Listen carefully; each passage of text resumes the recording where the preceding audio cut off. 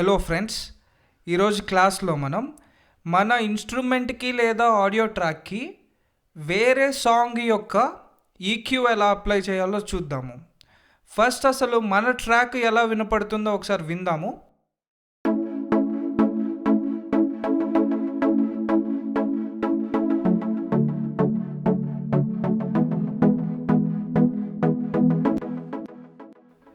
ఇప్పుడు ఈ ట్రాక్కి మనము ఇన్స్పెక్టర్ విండోలో ఈక్యూలోకి వెళ్ళి మ్యాచ్ ఈక్యూ అని చెప్పేసి ఒక ఈక్యూ ఉంటుంది, తీసుకోవాలి.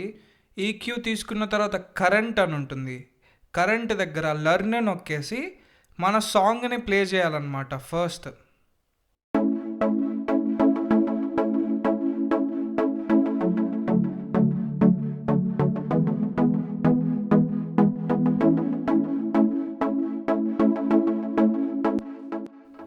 మన సాంగ్ని ప్లే చేసాం కదా, తర్వాత రిఫరెన్స్ అని ఉంది.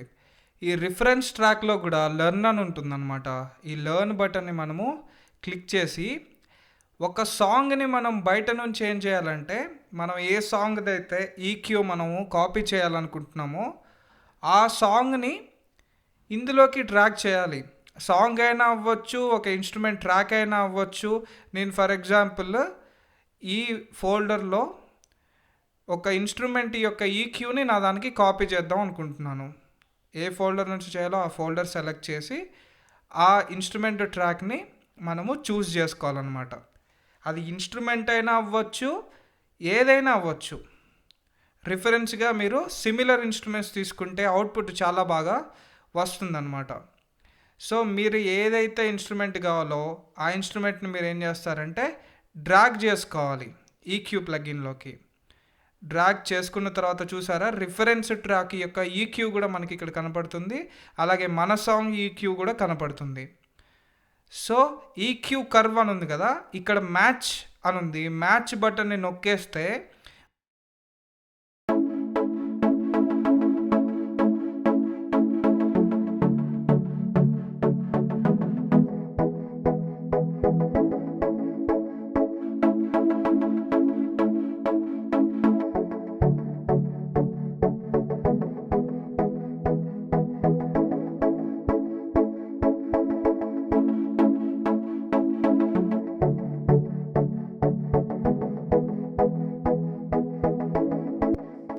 చూసారు కదా, మనము మ్యాచ్ ఈక్యూలో మ్యాచ్ అని నొక్కగానే మన దానికి వచ్చేసి మనం ఏదైతే రిఫరెన్స్ తీసుకున్నామో ట్రాక్, దాని యొక్క ఈక్యూ ఆటోమేటిక్గా అప్లై అయిపోయింది అనమాట. ఇలా మీరు ఏ ట్రాక్ అయినా సిమిలర్ ఇన్స్ట్రుమెంట్స్ని రిఫరెన్స్లుగా తీసుకొని చేయొచ్చు. Thanks for watching brothers. Please subscribe.